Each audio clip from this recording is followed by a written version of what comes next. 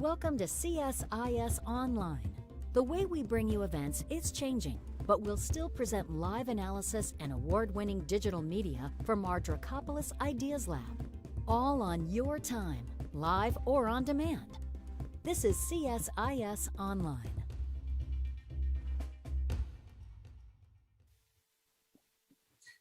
Good morning and good afternoon. My name is Rick Rossow. For those that aren't familiar, I hold the Wadhwani Chair in U.S. India Policy Studies at the Center for Strategic and International Studies in Washington, D.C. Great to have this event today and have so many folks that are dialing in to listen to our conversation about the recent Indian state elections. A lot of you know my tagline. I've said it repeatedly, practically every event where we touch on states. India's 28 states collectively exert far more authority over India's development trajectory than the central government, but a lot of times get not quite enough attention considering the heft and the kind of things that state governments can do to impact people's lives across India. I feel sometimes the BJP's reach, gets a little bit overstated. Sometimes talking to political analysts, it sounds like they control practically every state, et cetera. But at the start of the year, the party only controlled 12 of India's 28 states, and half those states were up for election this year. A big tranche of that just took place with 5 state elections, 4 of which were held by the BJP. And with re-election rates in recent years hovering around 40%, it looked like the BJP's hold on states would potentially, suffer some potential losses. Now, the first tranche of state elections has just concluded. Results came out on March 10th. Uttar Pradesh, Uttarakhand, Punjab, Goa, and Manipur. And we saw the BJP was incumbent in all of them but Punjab and managed to hold on to all 4 states where they were the incumbent government. But in Punjab, we saw the relatively new Aam Aadmi Party won the state election with a resounding victory. After Delhi, of course, it's the second state legislature that the Aam Aadmi Party has won. So to look at these state election results and what they mean and their impact on global issues as well as U.S.-India relations, pleased to have 3 terrific friends and real experts covering different angles of the state elections and what it means. First is Dr. Milan Vaishnav. Milan is Director and Senior Fellow for South Asia Program at the Carnegie Endowment for International Peace and widely acknowledged as one of the top political scientists focused on Indian politics and political science. Ms. Katherine Hadda. Kathy is an adjunct fellow with our program here at CSIS, but importantly, she'd been Consul General in Hyderabad during a time of state elections in the 3 states that were in her jurisdiction. So saw up close and personal what state elections mean and how it impacts engagement with the United States. And last, my own colleague, Neelima Jain. Neelima is the Deputy Director and Senior Fellow at CSIS and runs our Indian States program and tracks Indian state policies and regulations extremely closely with our state's regulatory update and things. So 3 different angles to take a look at the election, what it means, and what we might see going forward. And Milan, let's start off with you. Thanks again for joining. Thanks very much, Rick, and thanks to colleagues at CSIS for putting this together. So what I've been asked to do in just under 10 minutes or so is talk a little bit about the political implications of these state elections. And I'm just going to make 3 very simple points. And we can elaborate more in the discussion in the Q&A. The first is, I think these elections reaffirm Narendra Modi's popularity and the BJP's dominant position. I think that's the most obvious takeaway. There were many questions about the prime minister's popularity in light of slowing growth, right? Economic slowdown that predated the pandemic. Then, of course, you had the COVID-19 pandemic, including the deadly second wave in the spring of 2021. And you have, according to all forms of private, independent, third-party data, a pretty pessimistic scenario when it comes to jobs and employment. The data point that a lot of people have been tracking is a global leader tracker put out by the the polling firm Morning Consult, which tracks 13 political leaders around the world. In May 2021, after the COVID second wave, Modi's net approval stood at plus 30.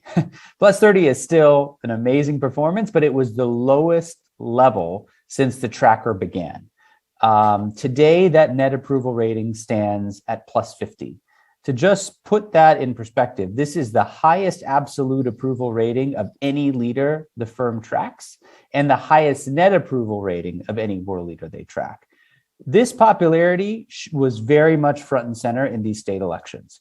So the net satisfaction with the Modi government at the center was 3 times higher than the Yogi Adityanath government in Uttar Pradesh, 7 times higher than the BJP government in Uttarakhand, and 18 times higher than the BJP government in Goa. These are all data points from the Lokniti CSDS post-election poll. What does this mean for the BJP's position? Well, we already know that since 2019, it has a commanding control of the lower house of parliament. Its numbers will soon cross 100 out of a roughly 240-seat upper house. As it stands, with its NDA allies and a few other parties that it often collaborates with, it has an easy working majority. We've seen it be able to flex its muscles when it wants to push things through both houses of parliament.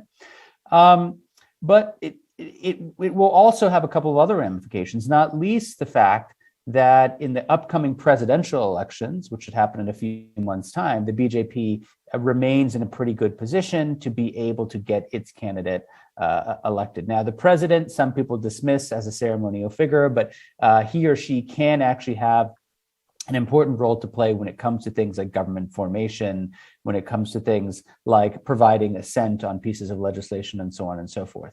I think this is an important set of data points to keep in mind, because I think we need to shift our orientation a bit when we talk about policy hurdles in Delhi. To my mind, a lot of the biggest hurdles from a political standpoint are actually coming from within the party, within the BJP and the broader Sangh Parivar, rather than outside. That's really where a lot of the interesting and exciting debate is going on. The second big takeaway for me is a reaffirmation of the continued decline of the Congress party. If we were to rewind the clock and go back to June of 2014, after the BJP won its first parliamentary majority under Narendra Modi, it was obvious to most observers that Congress had 3 major deficits. One was a deficit of leadership, the second was a deficit of organizational capacity, and the third was a deficit of ideology. If you fast forward to today, the Congress appears far worse on each 3 of those scores. My friend and colleague Rahul Verma had, I thought, a really apt quote about the Congress after these state elections, which he said, "The Congress as a party is dying a slow death. As a symbolic space, it no longer represents the commanding force. And as a concept, it has been reduced to a grand illusion."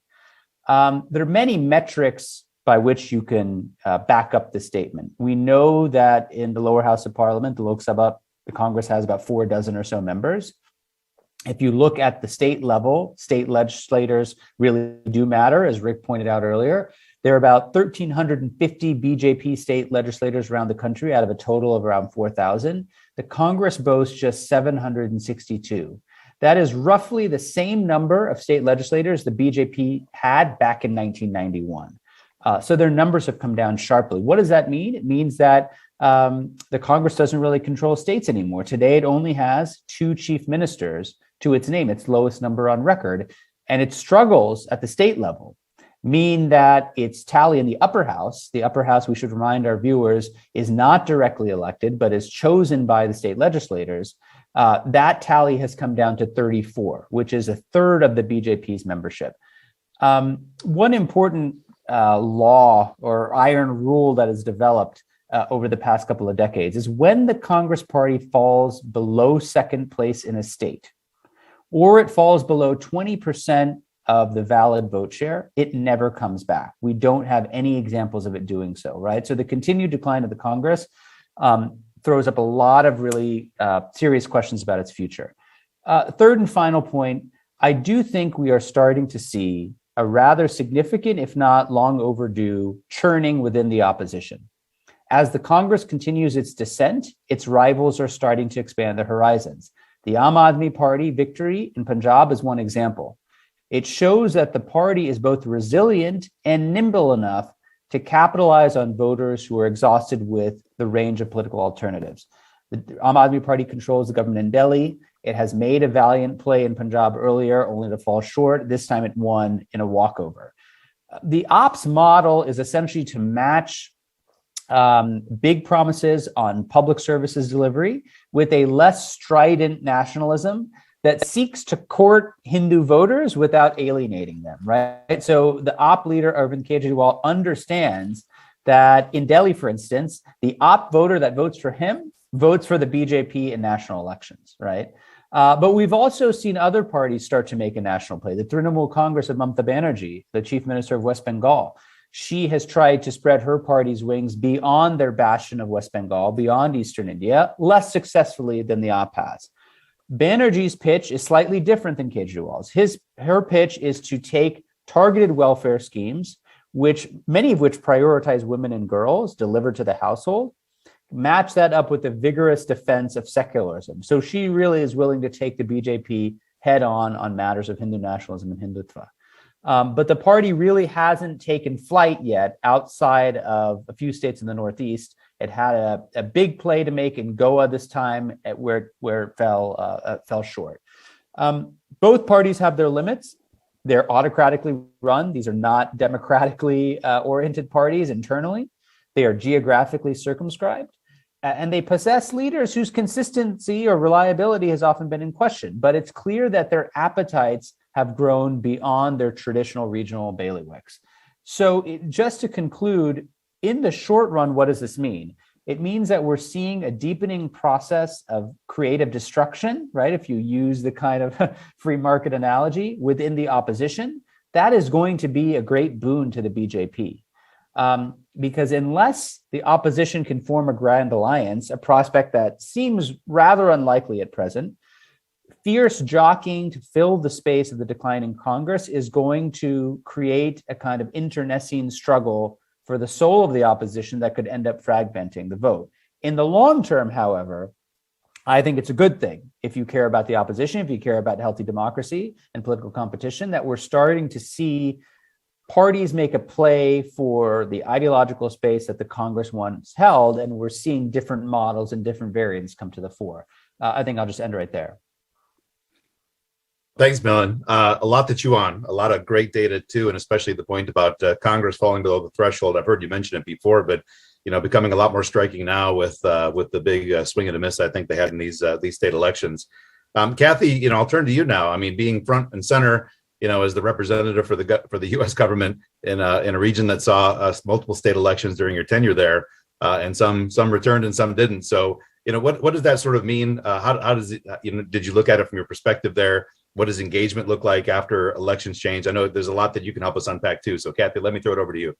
Okay, well, thanks, Rick. First of all, it's just wonderful to be here. And that was such an amazing presentation by Milan. And I'm looking forward to the rest of the conversation. I think it's important to remember, as you've both touched on, just the states really are tremendously important for the political and social dynamic of the whole country. And in the same way, I think you can say that a lot of the formation and sustaining of the U.S. India relationship happens at the level of the states. So what happens during state elections and just generally in their policies matter a lot to U.S. interests in a way that maybe isn't visible to a lot of people or even policymakers, here in Washington. So you can sort of get a hint of the importance we place in the sub-national relationship with India, the United States. We have 4 consulates, throughout the country, and we have an office. I think this is kind of unique to have an office within the embassy devoted to state-level engagement for the northern part of the country that's covered by the embassy. And that's because we're really cooperating both through our embassies and through the consulates on a number of different issues. We even have representatives from other agencies at the consulates cooperating on everything from public health to law enforcement to agriculture development, women's empowerment. There's really just a lot going on at state level. So our state partners are very important. And of course, we also represent the interests of all the American citizens and the American companies who are now in India. In my district alone of 3 states, we had, I think, 130,000 U.S. citizens, and Hyderabad alone had 130 major U.S. companies. As you know, Microsoft's largest campus anywhere outside the United States. There's just a lot going on there. So it was important for us to maintain contacts, with the state government at all times. And that included, though, also having contacts with the opposition parties, because you never knew who was going to come into office. And that actually did come true in the one election we saw that did see a change of government with Andhra Pradesh. where the Chief Minister Naidu was replaced by Chief Minister Jagan Mohan Reddy, and he and I. Jagan and I had already met, a few times when he was in opposition, and then again, when he took office. And so it is really important. And, I think people understood, you think it's sort of treacherous territory to meet with the opposition. I think people understand that's a diplomat's job. No one seemed offended in the government from what I could see. And I was careful to make it not seem that I was sneaking around. I would tweet the meeting. So it was sort of public information that we were doing that. So, why is all this important? I think you have to remember when the U.S. government, looks at what's happening at the states, what are they looking at in addition to just who's in charge? The states are creating, as I said, the enabling environment actually for a lot of the cooperation. I know Neelima is going to go into policy implications of what states can do. But what else are we looking at? It's important to remember that for example, I just looked up the numbers. The first half of this fiscal year, if you look at the FDI, foreign direct investment going into India right now, almost half of it is going into non-BJP states. So obviously those states, which often are run by, smaller parties are very important. The smaller parties are also important,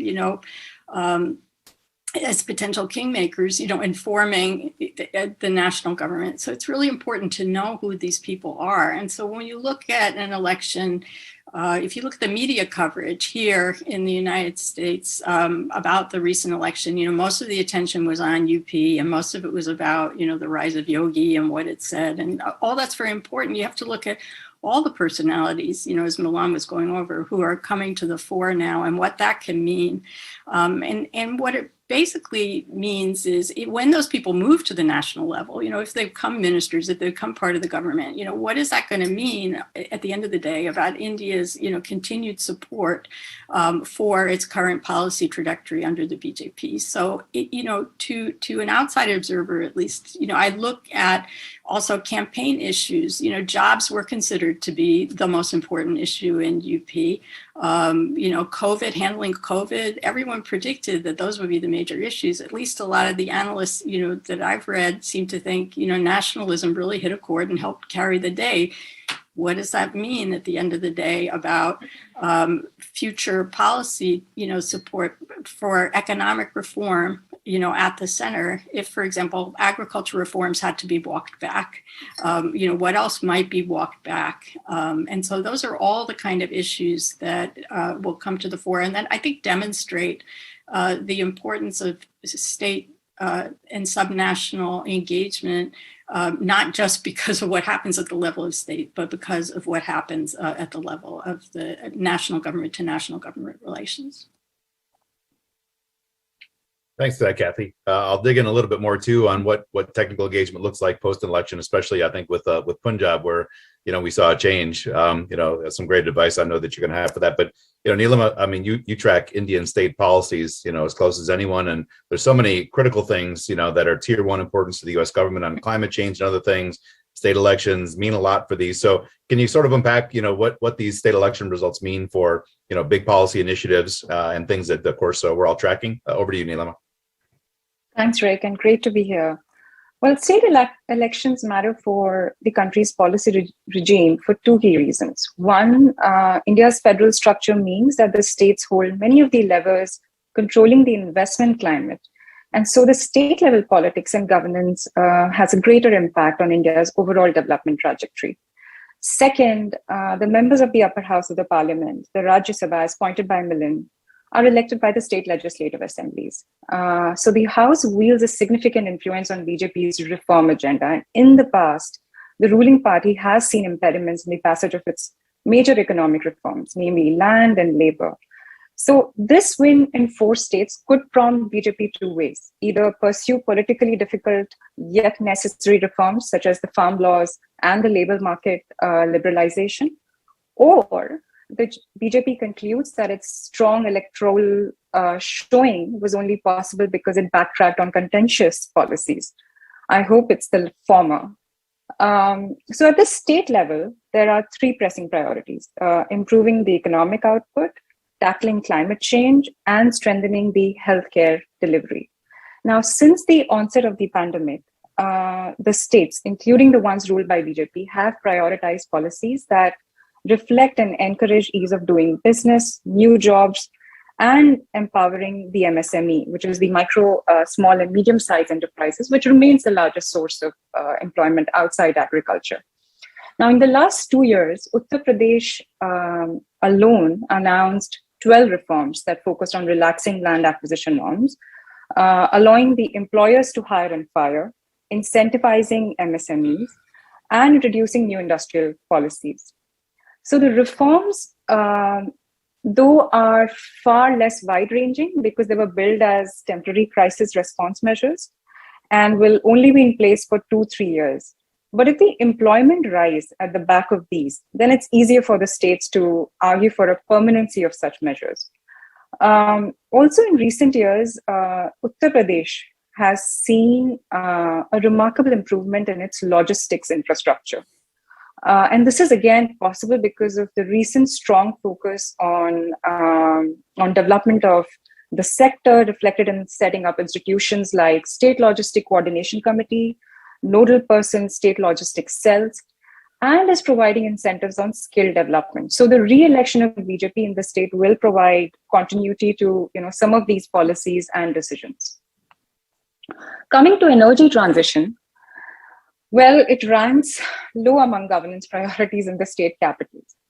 Rick, as you noted in one of your recent articles, Uttar Pradesh has only managed to achieve 16% of its renewable energy target. The state has yet again rejected a hike in electricity tariff. So the lack of tariff rationalization will precipitate the dire financial health of state's electricity distribution sector, which remains the biggest bottleneck for achieving India's ambitious climate change targets. Similarly, the central government again, proposed electricity reforms, which ran into oppositions in Uttar Pradesh. Uttar Pradesh rolled back its decision to privatize one of its power distribution companies. Punjab, on the other hand, passed a law that allows reneging power purchase agreements with renewable energy generators, two in this case. And this is a step beyond what, if you remember, the government of Andhra Pradesh had tried to do in 2019. It will probably take a while before investors trust the state again. So I'm hoping that with a change in the regime, the law is repealed. On health delivery, medical oxygen manufacturing and related equipment became a major focus of the state's effort to support the COVID-19 response. But there still remains very little focus on strengthening the public health safeguards. Now, states have very limited fiscal firepower to address the priorities. So the economic contraction that actually created financial pressures on the states in terms of lower revenue mobilization and higher expenditure needs, many states actually have reduced their capital expenditure. So a credible budget is crucial to reduce uncertainty and risk. And a recent audit report by the Controller and Auditor General of India on states like Uttar Pradesh, Punjab, has laid bare several flaws in the state's financial management process. And failure to implement the state budget as planned will result in larger deficits and will compromise critical service delivery. So while the states need federal support to engage in fiscal expansion, the states need to exercise its own fiscal prudence. And we haven't seen that either in BJP-run states or in the opposition states. Well, as the states prepare to look forward, the coordination and resource provision from the central government will prove essential, but effective reforms often spread from state to state. We've seen that in the past. And I hope that this election lays the foundation for stronger reform agenda and faster growth for the country. Well, thanks, Neelima. That's a lot of detail and content about what's up with the states that I know we're all very hungry for. We've been getting a few questions in already, but for other audience members, please do go ahead and submit things. that you'd like me to raise with the panelists. We've got about 30 minutes where we can cover a range of other topics, but let me grab a few that have come in, or things that I've pulled from folks' remarks so far. Milan, you talked a little bit about some of these regional parties looking to kind of expand their reach, and I think for those of us that have followed regional parties in India, they tend to look at what they can attract back to their home state. As these regional parties look to break out, look to expand their footprint across India, do you expect that it'll be a kind of more of the same, right? Just sort of replicating a single state message developed by state, but replicating that in multiple states? Do you think some of these regional parties might show new interest in kind of the global issues that we care about, on India's position on trade and foreign investment and foreign policy and things? So what do you think this is going to mean for regional parties' outlook and issues that they care about, as they maybe see some opportunities to expand their footprint? It's a great question, Rick. My hunch would be just in the latter. That is, that they're going to have to develop policies and thinking on issues that go beyond their region or sub-region. There are a couple of reasons I say that. Number one is we are seeing, and this was first visible in 2019, we saw it a little bit this time, is foreign policy creeping into general election conversation, right? We've had this framework for understanding Indian politics, which said you have elite issues, which are like foreign affairs and defense, and then you have mass issues, which are, welfare, inflation, jobs, services, rations, so on and so forth. And I think, one of the claims to Modi's fame, right, is that India is now back on the map. Right? India has a kind of a respect, a leadership role, and it's because what I've been able to do in transforming, the use of my office for the country. And so I do think that that is going to have to be a part of what opposition forces who are seeking to grow ground they're going to have to cover. The second is, look, we are staring at a continued economic slowdown. Just when we thought India was maybe going to turn a corner, we're seeing crude oil prices go through the roof, commodity prices grow. Right? That is going to wreak havoc with this carefully calibrated fiscal math the government's put forward in its budget, which I think got wide, praise from many sections.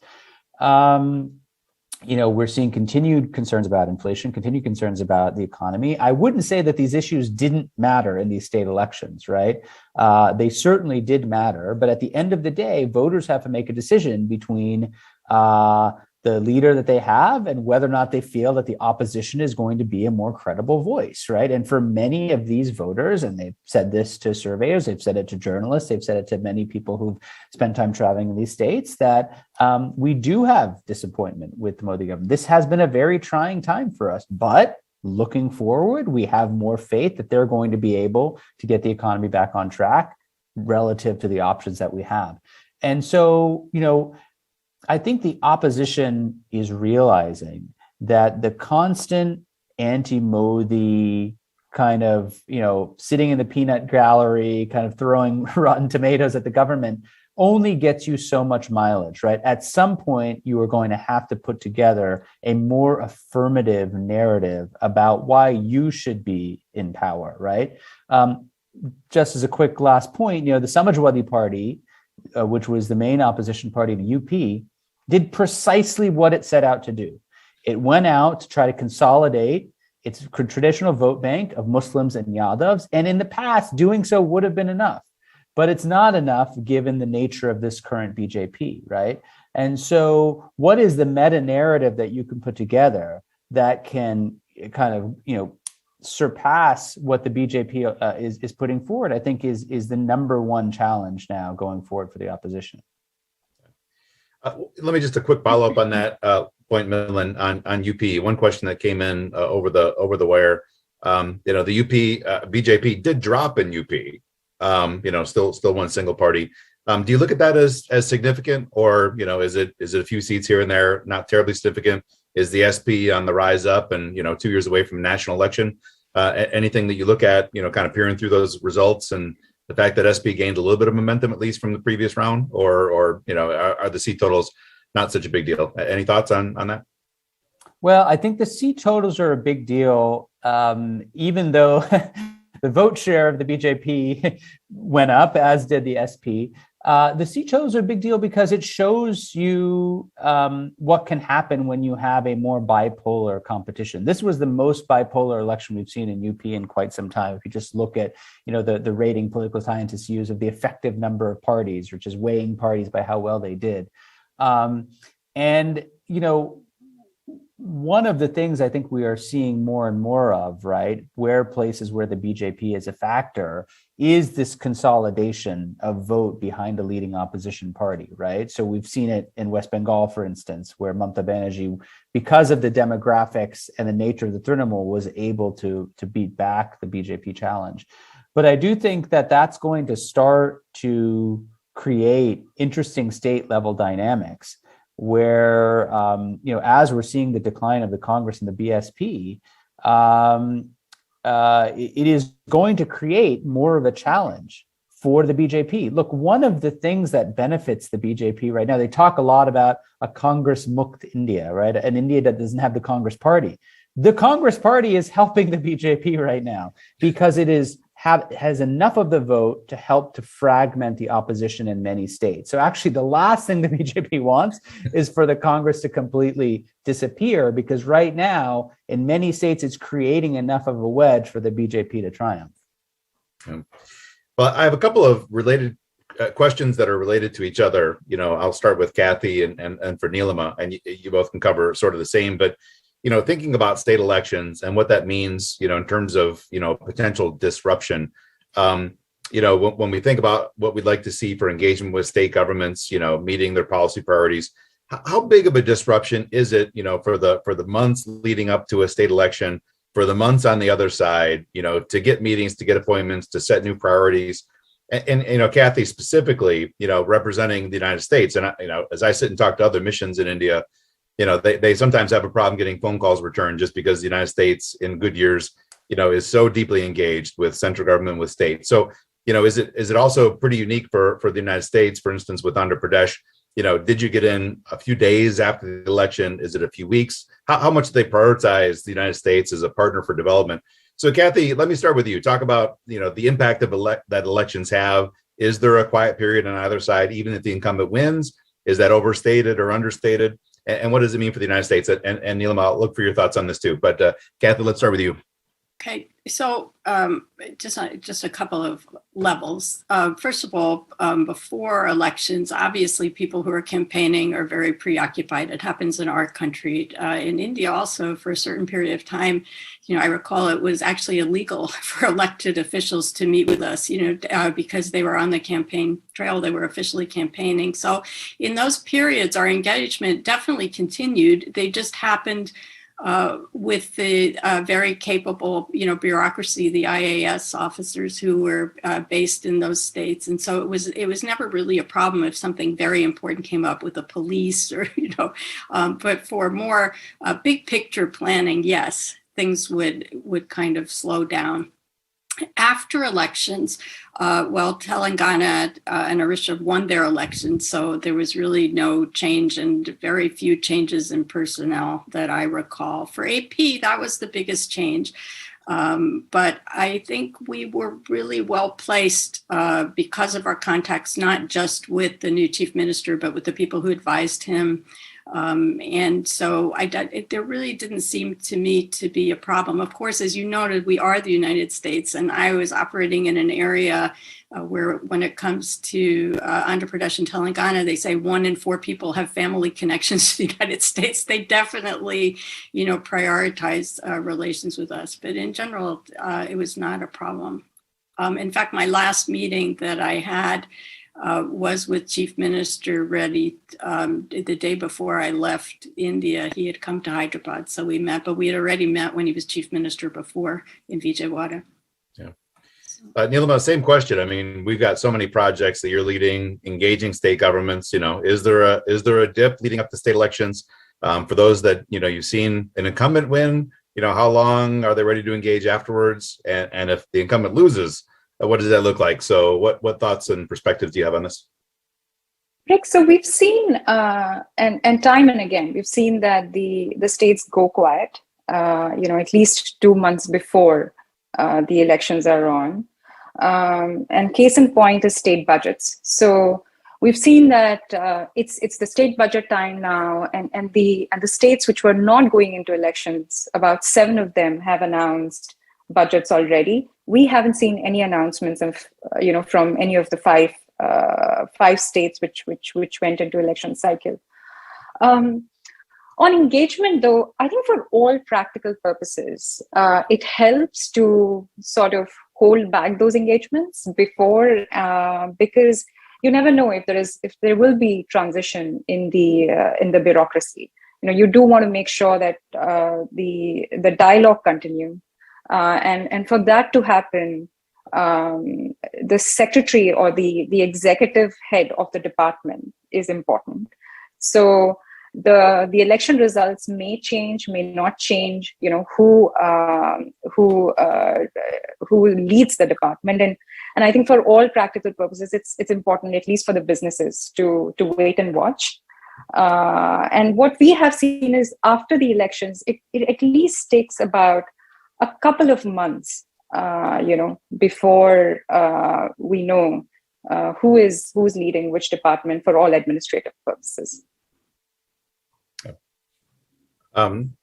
Milan, let me throw one over to you, kind of a meta question about this. For folks on this call that have focused on state elections for so much over the years, obviously these ones taking place, at least the end results coming in light of Russia's invasion of Ukraine, which has dominated a lot of the airspace. But overall, for those of us that are passionate about states and what they mean for India's development trajectory, any kind of a sense, for sort of requests you got for comments and press requests and stuff, did these elections resonate more with the general public than ones before?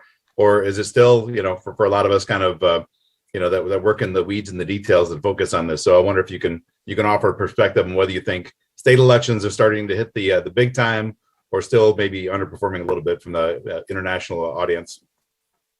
And my own view is that they garnered significant attention. I think if you look at any major global publication, you saw a series of stories coming out about these state polls, with the caveat that most of them focused on UP. I think that's quite natural, given that, if UP were a country, it'd be the 5th largest in the world. It's obviously, after a national election, the second most kind of important political prize out there. But I do think a couple of things have happened, right? One is people have understood the Rick Rossow gospel, that what happens in states really does matter, that the states under the Constitution have primary jurisdiction over a whole range of governance issues that matters. I think the second is people are looking to the states as a possible sign of what may be happening with the opposition at a time when the only other pan-Indian party, the Indian National Congress, again, continues to atrophy. I think the third, and this is, a layer of intrigue we haven't touched upon yet, is what does this mean for the future of the BJP? Yogi Adityanath now is arguably, maybe the third most important politician in the country after Narendra Modi and Amit Shah. And he has not spoken openly about what his future political ambitions might be, but one could certainly imagine post-2024 that he would be a prime candidate to be a successor to Narendra Modi at the national level. And so I do think that from a government perspective, including a U.S. government perspective and a civil society perspective, these elections are getting much more attention, as they rightly should. Thanks. Kathy, let me throw it over to you, talking about what this means for general perceptions about democracy in India. We've certainly heard, the Modi government, because of pressures on media and pressures on independent NGOs and organizations, concerns about commitment to democracy. I think, the counterpoint had always been that they just went through a 4-year period where they hadn't won a single party majority in a significant state election. So, clearly, if they're trying to dominate the space in that way, it wasn't working that well. But now, they're incumbent in 4 elections, actually grow it in most of them. How do you think this is going to, trigger sort of international reaction? Is there going to be, more concern, thrust upon India and commitment to democracy?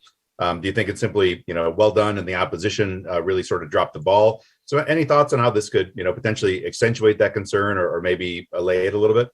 Well, I think the way it's been covered in the media does indicate some concern to me. And I think not in a vacuum. I think you also see more attention played to the hijab ban. So today's, the court ruling that reaffirmed the rights to ban hijabs in schools in Karnataka. Also BJP state is going to raise some, concern. And where you'll see it reflect, and then, by the way, Ukraine also, I think even though that is not, a domestic issue, I think people are starting to question, can we really assume that India, is a reliable partner the way they've questioned us, all these years. And so we're still feeling our way in a lot of ways. So I think people do see portents in this. And the media coverage I saw, the good news is, I think the fact that there is so much more sophisticated coverage that I can see about the subnational, level. You, as a diplomat, you go to Europe and you find people are able to talk to you about elections in Kansas, and you're like, where do you get all this? Why are you looking at this? It's because we're important. And so I think it does reflect the recognition among, many people in the United States that India is important. But yes, also that kind of questioning about the direction and what that means for Indians as well as for a relationship. And where you'll probably see it play out, in addition to civil society, is I think we'll see a little more in Congress about it. In the U.S. Congress, not the Indian National U.S. Congress, where there's tremendous bipartisan support generally for India, but one does hear concerns raised. So I think that'll be what we see next. Yeah, I don't know, Neelima, if you have Milan's any. smiling. I'm not sure he agrees with me, but we'll see. No. I was just imagining the juxtaposition of the Indian National Congress and the U.S. Congress, which is right. quite a sight to This contemplate. call, I better clarify just in case anybody's confused. I forgot no one can read my mind. So, I don't know, Neelima, if you have anything that you want to add on that point. Otherwise, I got a few more questions that have popped in as well. Well, Greg, I really hope that it reignites the reform agenda. I hope that BJP now is given a window to push through important but potentially unpopular reforms at both the state and national level, without the threat of being unpunished, being punished in the local polls. The next big election is Gujarat, which is already a bit more reform-oriented state. So I'm hoping that this just reignites the bold reform agenda of BJP. Yeah. Well, and let me throw that, kind of as a follow-up, in terms of religious tension, when the BJP started to lose state elections, running around the national election, you did see them pulling out, a few policy measures that obviously, increased tensions with Muslims. Now that they appear to be back on, relative strong footing on state elections, and of course, 2 straight convincing wins at the national level. I don't know, Milan, Kathy, Neelima, if you want to talk about, are we in for kind of a pause on that we've seen, potentially create, some negative antibodies vis-a-vis India, or do you think that, with this dominant position, they may, reignite a more divisive agenda? Any thoughts on how that might play out for religious tolerance and that part of the agenda? Let me start with Milan, if you have any thoughts on that, and if others want to chime in. I mean, it's a great question, Rick. I mean, I think, the BJP is never going to back down from its ideological commitment to Hindu nationalism and the general view that Hindu culture and Indian culture are broadly coterminous.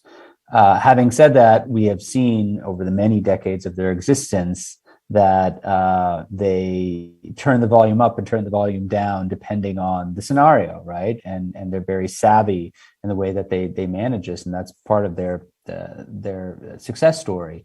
So I don't see anything immediately on the horizon. I think there is one big issue that they're holding in abeyance for now, and that is the National Register of Citizens, the NRC, which would be this all India enumeration based off of administrative data that the government regularly collects to determine who is a legal resident of the country and who is a so-called, alien resident. And this, of course, if going by what we've seen in the one example we have of this kind of process in the state of Assam, is certainly something that could rile up communal tensions between Hindus and Muslims. And, I think one has to take a very long-term view on some of these policies. Think about the Babri Masjid construction of the Ram Temple on this disputed land in Uttar Pradesh. This is something which was decades in the making, right? The BJP got a lot of political mileage and mobilization out of this one effort, which is now finally coming to fruition. An issue like the NRC, I like to say, is not only about the destination, it's also about the journey and how they can use that as a benchmark to help build coalitions and also to create a more consolidated Hindu vote base, right? So I don't think there's a plan tomorrow to roll one out, but that is something that we are likely to see if we edge towards 2024, particularly if things aren't going very well in the economy, as a central poll plank for the BJP come the next general election. Okay. Kathy, Neelima, anything you want to add on that point? No. I would just say that, to the extent, it really depends on the audience, and I do think some of this stuff plays better in some parts of the country than others. So I think Milan is right. It gets dialed up and dialed down, but also, where it's located. I think, just looking at the history of Andhra Pradesh or Hyderabad, where there used to be a lot of communal violence, and then people just kind of got busy. I think, they just got focused on businesses and growing the economy, and so it was very helpful. And so, I guess I have a different view, literally from where I was sitting, in India, that I can see the appeal of centralized reform and policies, but in a federal kind of system, it can also be good to have states doing that competitive federalism thing, that Modi also initiated, where they can come up with their own innovative ideas. And if I had any wish of what, the BJP would do with its more secure position, is really, as Neelima was indicating, give more finances to the states in ways they need that are the states are performing well, not just on the basis of performing well politically for them, but just performing well. And there are things that only the national government can do, new rail lines, and they should think strategically, I think, on the whole, for what they want India to become to reach its development goals. We've had one other question that came in from Milan, so I'll tee that one up, and then I'll just do one fire round with everybody, sort of asking, as Milan kind of indicated with the NRC, if this empowers the Modi government to take one or two steps at the national level, positive or negative. I'd like to grab on that. But first, Milan, another question came in regarding, the fairness and transparency of the electoral process. Is there anything, there's been concerns about the independence of organizations across India? Is election commission still able to stand up? Is there anything you saw, in terms of how the elections themselves were conducted that that you think needs to get additional attention as we head towards more state elections later this year? Or do you think the Election Commission of India still remains, really sort of unparalleled in its ability to remain, outside the political reach? So I'd love to get your perspectives on that, and then we'll shift to everybody for the kind of the fire round about what this might portend for national level issues. So it's a great question, Rick. I do share the concern that many people have that so-called referee institutions like the Election Commission, but there are others too, Central Information Commission, the Supreme Court, a range of horizontal accountability agencies have noticeably weakened. Interestingly, they have noticeably weakened not necessarily because the executive has packed their ranks, but because they have chosen to self-abdicate in the presence of a very large and dominant and popular political party. I think with the Election Commission, there's sort of two reforms that I would like to see. I think the first is there has been a proposal for a long time to actually change the way in which the 3-member election commissioners are selected. That would take it out of the hands of the government and create essentially a committee that includes the government as well as the opposition and other esteemed members. It could be from the courts or civil society elsewhere. That would help to ensure that the people who hold those posts are in fact calling balls and strikes and not doing anything more, right? There has been suggestive evidence, and I highlight suggestive because this is an area where it's very hard to find a smoking gun, where the decisions of the chief election commissioner or two of the three can help to tilt the playing fields. I think by and large elections are still free and fair, but they can make changes and rulings on the margins. I think the second is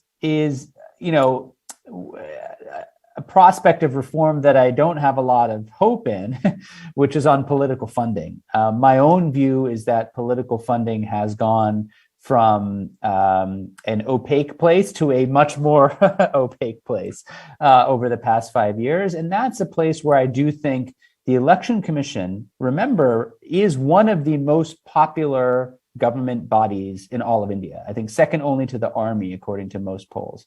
And so when election commissioners speak, their words are heard and politicians are forced to respond to them. And one of the disappointing things for me is to see them back down on principles that they have long cherished about transparency, about disclosure, about audit, and so on and so forth. And so I'm not holding my breath for that, but I do think these are two clear areas where the Election Commission should do more.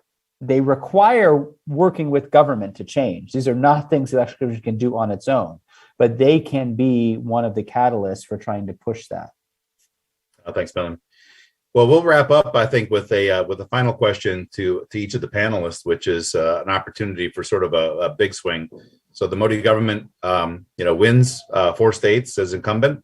Other elections coming up, of course, but really provides a little more political ballast, I think. What might the Modi government choose to do? Something positive, something negative, a bit of both. And let me start with you, Neelima. Anything you hope this kind of portends for central government policy making now that they've got a little more political momentum underneath them? So, Rick, in the recent past, we've seen that the central government has been quite active in encouraging and supporting, some of the state level reforms. You've seen that in the bailout packages for the electric power utilities. We've also seen the push towards a single window clearance. But as Kathy was saying, it's pertinent for the center to take a more active role in states' recovery and invest in robust cooperative federalism. And centers intent to act should live up to the challenges that the states are facing. So as the uncertainties around the fiscal risk continue, the state's sternest test, still lie ahead of them. And it's only the federal government who could help them, pass through this journey. I thought you were going to tell me get those Electricity Act amendments passed. And, I was just saying that. Kathy, anything specific that you can look for that maybe the Modi government might try to do, good, bad, or otherwise? I think a lot of it has really been covered, on the bad from our perspective side, maybe or at least the contentious, the NRC,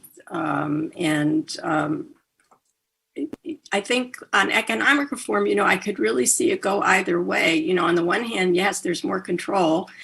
So there could be more risk taking, but I really do see the messages and what's happened, in terms of electoral politics in the states as a warning sign on that too, because it does indicate to me that maybe when you are stressing things like, nationalism, you're trying to change the subject away from the economy. And nationalism of that kind also goes hand in hand with this devotion that seems to develop national champions, in industry and maybe your own standards on economic, trade and things like that aren't necessarily very well from the positive. 40s up until the 90s, did it? So I could really see it go either way. And just as in our country, 2 years is an awfully long way away. And even though the states are important, I would just add here that they're not a perfect bellwether for what goes on the national level. And I think TRS in Telangana was another example on that. It remains, from what I can see, pretty popular at the state level, but they had some surprising losses in the Lok Sabha elections. So really, it's what makes it so interesting. Yeah. No, thanks. Milan, you brought up NRC already. Anything else that you think that this might do, good, bad, and otherwise, for central government policy making? I do, and it's something that ties together two strands of what we've been talking about. One was the strand I just talked about, the Election Commission of India, questions about its credibility. The second is a question that you asked earlier to Kathy about elections occupying too much time. The Modi government has been very vocal about a big reform called One Nation, One Election, in which they want to essentially create simultaneous polls at the state, assembly, and parliamentary level. As many people know, the system began that way. It then went on to two tracks. And now there's this staggered series of assembly elections that plays out in the 5 years between a national election. And the Modi government has argued that this is bureaucratically wasteful. It means a lot of governance time is lost because you're in this constant campaign mode. But this is a big, big shift, and it requires a constitutional amendment because if a state election, a state assembly were to, a government were to fall apart, midway through this 5-year cycle, you would have to figure out what to do. Either that state would come under direct central rule, what's called president's rule. You can understand why states might be nervous about that. Or a government essentially couldn't collapse unless another one took its place, right? So you would have to figure out the modalities. Many states' rights advocates and many regional parties are very worried about this because they believe that this is something that is going to benefit the national government, particularly when you have a dominant party like Modi. You can nationalize state elections very easily. The reason I mentioned this now is because just after these elections, the chief election commissioner was asked about this and said he thinks it's a good idea. Which again, when I went back to saying that what election commissioners say really matters, I think this is an important sign. Now, again, he can't get Parliament to change the Constitution, but it is something I think we're going to hear a lot more about. And this is going to be a really important test of whether or not regional parties who care about federalism are going to voice those concerns, or if they are going to kind of shrink in favor of, again, this dominant party for a variety of reasons. So yeah, I think that's one to watch. Oh, good. Well, the only downside, I think, from my perspective is if that happens, we won't have this many reasons for this group to get together and chat about state elections. We'd be doing a lot less often. But Milan, Kathy, Neelima, thanks for joining today. Again, states have such a crucial role in India's development trajectory. And I think we touched on today, important initiatives that happen at the state level that have real impact on foreign policy and U.S.-India relations. Great to unpack these results with three great experts coming at it from different angles. So really appreciate your thoughts and look forward to catching up again soon. All right. Thank you. Same here. Thanks. Bye. Thanks so much, Rick. Thanks.